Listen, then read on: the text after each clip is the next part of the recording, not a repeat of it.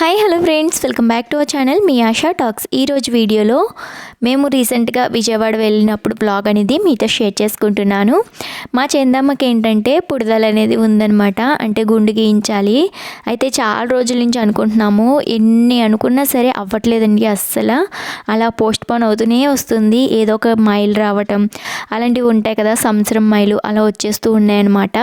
కాబట్టి ఇంకా గుండు అయితే గీయించలేకపోతున్నాము. సో ఇంకా ఫైనల్గా ఈ ఇయర్ అయితే మాకు కుదిరింది కాబట్టి ఇంకా విజయవాడ వెళ్ళి గుండె అయితే తీయించేస్తున్నాము. మా పాప అయితే బాగా వీక్గా అయిపోయిందండి, పీక మొత్తం కూడా ఎండిపోయినట్టు అయిపోయి, ఏమో పుడదలు ఉంటే అలా అయిపోతారంట అనేసి పెద్దవాళ్ళు చెప్తూ ఉంటారు కదా.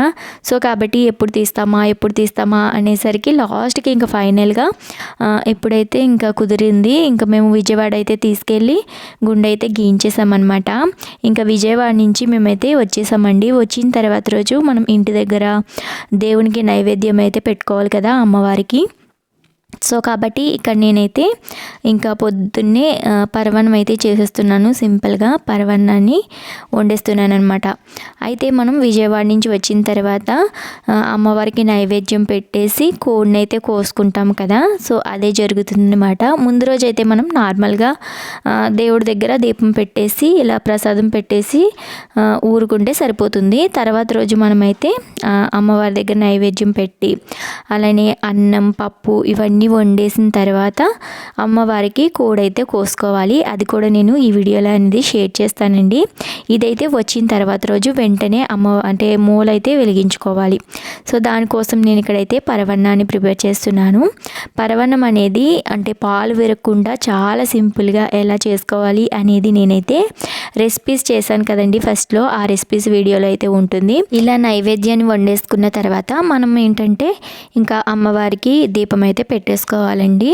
ఇలా అమ్మవారికి విజయవాడ నుంచి వచ్చిన రోజే మనకి కనుక టైం ఉంటే ఆ రోజే చక్కగా కొద్దిగా పరవన్నం వండేసుకొని దీపం అయితే పెట్టేసుకోవాలి. ఇంకా తర్వాత రోజు ఏంటంటే అమ్మవారికి కోడైతే కోసుకోవాలన్నమాట. విజయవాడ వెళ్ళిన ప్రతి ఒక్కరు కూడా ఇలానే చేస్తారండి మా సైడ్ అయితే.